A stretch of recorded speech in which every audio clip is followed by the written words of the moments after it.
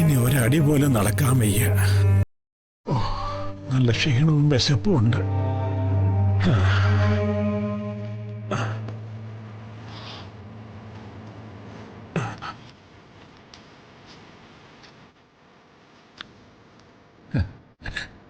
വിശപ്പുണ്ട്, പക്ഷേ ഭക്ഷണം ഇറങ്ങുമെന്ന് തോന്നുന്നില്ല.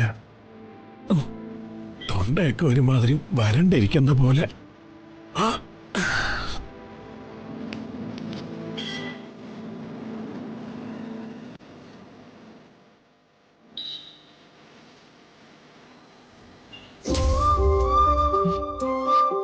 കൃത്യസമയത്ത് തന്നെ ആഹാരം കഴിക്കാൻ മറക്കരുത്.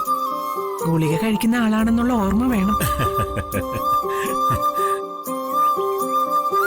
ഈ വയസ്സുകാലത്തെ കഷ്ടപ്പെട്ട് മാധവേട്ടൻ ഉണ്ടാക്കി തരുന്ന ഭക്ഷണമാ. ഒരു തരം ആഹാരം പോലും പാഴാക്കി കളയരുത്. ഇല്ല, ഇപ്പോഴും ഒരു നേരത്തെ ആഹാരമില്ലാതെ പട്ടിണി കിടക്കുന്ന ആയിരങ്ങളുണ്ട് നാട്ടില്.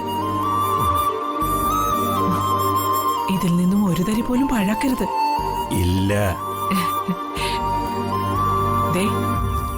ഇത് ആഹാരത്തിന് ശേഷമുള്ള ഗുളികയാണ്, മറക്കരുത്.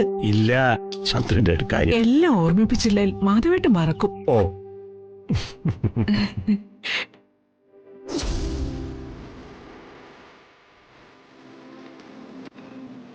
ഈശ്വര, ഇനി എന്ത് ചെയ്യും?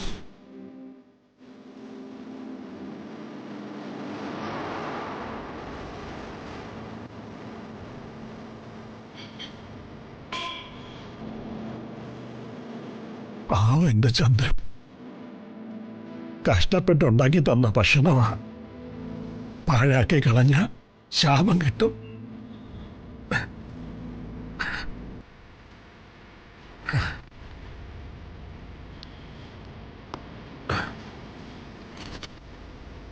Huh.